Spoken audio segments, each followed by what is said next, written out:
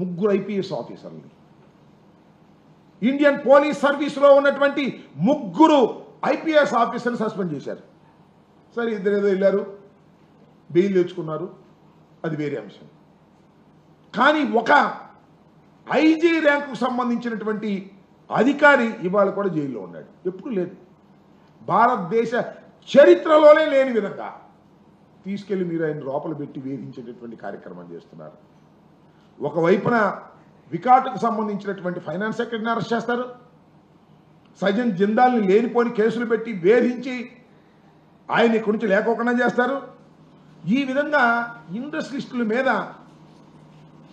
జగన్మోహన్ రెడ్డి గారి మీద కోపంతోనో, వైఎస్ఆర్ కాంగ్రెస్ పార్టీ మీద కోపంతోనో, మళ్ళా వైఎస్ఆర్ కాంగ్రెస్ పార్టీ అధికారంలోకి వస్తుందనే భయంతోనో మీరు ఇండస్ట్రియలిస్టుల మీద ఈ రకమైన దాడులు చేసేటటువంటి కార్యక్రమం చేస్తున్నారు. ఒక విధంగా కక్షపూరితంగా అలా చేస్తుంటే మీ కూటమి ఎమ్మెల్యేలు, కూటమి మంత్రులు ఇండస్ట్రియలిస్టుల మీద దాడులు చేసి డబ్బులు తీసుకునే కార్యక్రమం. చందాలు కాదు, చందాలు అయితే పర్లేదు, చందాలు అంటే వాళ్ళు ప్రేమతో ఇచ్చేయి. రౌడీ మావుళ్ళు, ఎంత దుర్మార్గం అండి. తాడిపత్రిలో అల్ట్రాటెక్ సిమెంట్ పరిశ్రమ ఉంది, అందరికీ తెలుసు. ఏం జరుగుతుందండి దానిలో? మీ బీజేపీ కూటమి ఎమ్మెల్యే గారు మీకు అప్పుడు మంత్రిగా చేశారు ఆదినారాయణ రెడ్డి గారు. అల్ట్రాటెక్ సిమెంట్ని పరిశ్రమ మీద ఫిర్యాదు చేశారు. ఎందుకే ఫిర్యాదులు? ఏమైనా అన్యాయం జరుగుతుందని కాదు, కప్పం కట్టలేదని, డబ్బులు ఇవ్వలేదని, రౌడీ మామూలు ఇవ్వలేదని.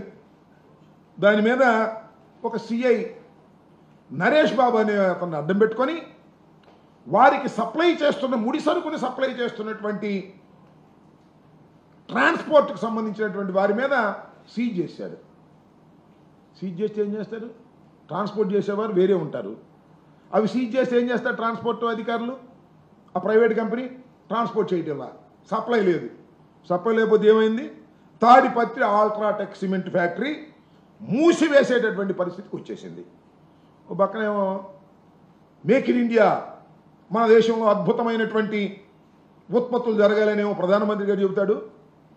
ఆ ప్రధానమంత్రి గారి కూటమికి సంబంధించినటువంటి నారాయణ రెడ్డి గారేమో నాకు రౌడీ మామూలు ఇవ్వందే, మేము మీకు సప్లై చేయలేము, సప్లై చేస్తే ఊరుకోము, నా పోలీస్ అధికారులను పంపించి మిమ్మల్ని వేటాడిస్తాము, మీ ఎవరైతే ట్రాన్స్పోర్ట్ చేస్తున్నారో ఆ కంపెనీల మీద దాడి చేయించుతాము, మీకు ట్రాన్స్పోర్ట్ రాదు ముడి సరుకు, దాంతో మీరు మూసుకోవాల్సిందే ఫ్యాక్టరీ అనేటువంటి పరిస్థితితో బెదిరించి వాళ్ళ దగ్గర డబ్బులు కాజేయాలనేటువంటి పరిస్థితికి మీరు వస్తున్నారంటే ఎట్లా వస్తాయి ఇండస్ట్రీస్? నాకు లేదు, ఉన్న ఇండస్ట్రీస్ పోవడం తప్ప ఎట్లా వచ్చేటటువంటి కార్యక్రమం వస్తుందని చెప్పమని అడుగుతా ఉన్నాను.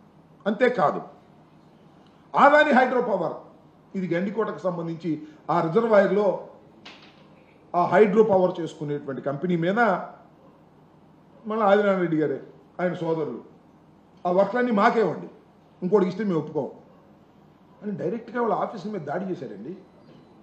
ధ్వంసం చేశారు, మాట్లాడిన వాళ్ళు లేడు. పోలీసులు నీకు అనుకూలంగా ఉంటారు, ఆ ఇండస్ట్రీకి అనుకూలంగా ఉండరు. డబ్బులు ఇస్తే సెటిల్ చేసుకుంటావు. ఏమిటి అన్యాయం? ఇలాంటి దుర్మార్గమైనటువంటి కార్యక్రమాలు ఆంధ్రప్రదేశ్లో ఏ ఇండస్ట్రీ ఉన్నా ఆ ఇండస్ట్రీ కూటమి ఎమ్మెల్యేలకో కూటమికో కప్పం చెల్లించకపోతే నీ ఇండస్ట్రీ జరగదు అనేటువంటి పద్ధతుల్లో మీరు వ్యవహరిస్తున్నారే. అక్కడ దాకా ఎందుకు పల్నాడు రండి. పల్నాడులో గురజాల్లో ఎరపతినేని శ్రీనివాస్ గారు ఉన్నాడు, ఒక ఆయన ఎమ్మెల్యే గారు. భవ్య సిమెంటు, చెట్టినాడు సిమెంటు ఉన్నాయి. వాళ్ళు కప్పం కట్టలేదంట, డబ్బులు ఇవ్వలేదంట. మేము ఎలక్షన్లో ఖర్చు పెట్టాము, డబ్బులన్నీ మీరు ఇవ్వండి అంటారు. ఆ ఎలక్షన్లో ఖర్చు పెట్టాం, ఆ డబ్బులన్నీ మీరు ఇవ్వండి, ఇస్తేనే మీ ఫ్యాక్టరీలు నడుస్తాయి, లేకపోతే నడవు. ఎరపతినేని గారు మనుషులు వెళ్తారు, దాడులు చేస్తారు, ఆ డ్రైవర్ల మీద దాడులు చేస్తారు, ముడి సరుకు సప్లై చేయడానికి వీల్లేదంటారు. అంతే. భవ్య సిమెంట్స్, చెట్టినాడు సిమెంట్స్ ఒకటి 50 రోజులు, ఒకటి 30 రోజులు మూలబడిపోయింది, ఉత్పత్తి ఆగిపోయింది.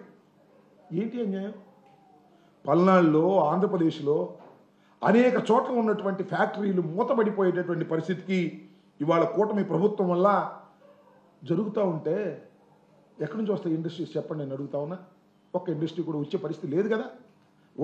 ఉన్న ఇండస్ట్రీసే భయపడేటటువంటి పరిస్థితికి ఏర్పడుతూ ఉంది. అంతేకాదు యూబీ బీర్ల ఫ్యాక్టరీ, స్పీడ్స్లో యూబీ అనేది ది టాప్ ఫ్యాక్టరీ స్పీడ్స్ తయారు చేయటంలో. శ్రీకాకుళంలో దీనికి సంబంధించినటువంటి బీర్ల ఫ్యాక్టరీ ఉంటే ఆ కూటమి ప్రభుత్వం అధికారంలోకి వచ్చినటువంటి కొత్తలో ఎమ్మెల్యే గారు, బీజేపీ ఎమ్మెల్యే గారు నడి కుదిటి ఈశ్వరరావు గారంట. ఆయన అయ్యా మీ బీర్ల ఫ్యాక్టరీలో ఒక్కొక్క లారీకి 1000 రూపాయలు ఇవ్వాలి, నెలకి ఒక్కొక్క లారీకి 1000 రూపాయలు ఇవ్వాలి, లెక్క కడితే 1,50,00,000 అయింది. నెలకి 1,50,00,000 నెలకి ఇస్తేనే కుదురుతుంది, లేకపోతే కుదరదు అని వాళ్ళ మీద దౌర్జన్యానికి వెళ్ళాడు. యూబీ స్పిరిట్స్ సంబంధించినటువంటి వరల్డ్ వైడ్ కంపెనీ దాని మీదకి వెళ్ళి దాడి చేసి వాళ్ళని భయపెట్టి ఈ రకంగా చేస్తే ఏం చేయాలని అడుగుతా ఉన్నా. దాని టర్నోవర్ 10,000 కోట్ల రూపాయలు. Such a beautiful company. దాని మీద కూటమికి సంబంధించినటువంటి ఎమ్మెల్యేలు, మంత్రులు దాడులు చేసి మాకు డబ్బులు ఇవ్వండి అంటే ఏం చేయాలని అడుగుతా ఉన్నా. అంతేకాదు ఈ జాతీయ రహదారులు ఉంటాయి కదా, దాని కాంట్రాక్టర్ల కోసం 2 కుస్తీ. ఒక ఆయనేమో మామూలుడు కాదు, ఇందాక చెప్పాను నారాయణ రెడ్డి గారు. ఇంకో ఆయన సీఎం రమేష్ గారు, ఆయన సామాన్యుడు కాదు. వీళ్ళిద్దరు మాకిస్తారా ఇద్దరు కొట్టుకున్నారు. నేను చెప్పేది కాదు, ఇది అన్ని పత్రికలు వచ్చాయి. ఇద్దరు కొట్టుకునేటటువంటి పరిస్థితికి వచ్చారంటే ఎక్కడికి పోతుంది రాష్ట్రం? ఏమి అభివృద్ధి చెందుతుంది? మీరు దందాలు చేసే కార్యక్రమం, రౌడీజం చేసే కార్యక్రమం, కాంట్రాక్టర్ల దగ్గర కొట్టుకునే కార్యక్రమం, అదేవిధంగా ఈ పెద్ద ఫ్యాక్టరీస్, ఇండస్ట్రీల మీద దందాలు చేసి దౌర్జన్యం చేసి వారిని ముంచేసేటటువంటి కార్యక్రమాలు మీరు చేస్తున్నారు. దాల్మియా సిమెంట్ మీద అయితే అసలు చంద్రబాబు నాయుడు గారు కక్ష కట్టేశాడు. ఇప్పటికీ 793 కోట్ల రూపాయలు ఏప్రిల్ 17న మొత్తంగా జప్తు చేసే కార్యక్రమం, వాళ్ళ భయపెట్టేటువంటి కార్యక్రమం చేస్తున్నారు. ఇకపోతే TV9 ఉంది, మీ అందరికీ తెలుసు. మై హోమ్స్ రామేశ్వరరావు గారి కంపెనీకి సంబంధించినటువంటిది. దాన్ని TV9 లేకపోతే దాన్ని లొంగ తీసుకోవాలనే ఉద్దేశంతో వారి గనుల్లో నుంచి, వారికి సంబంధించిన సిమెంట్ గనుల్లో నుంచి ఈ ఉత్పత్తులు ఆగిపోవాలి, ఈ ముడి సరుకు తీసుకుని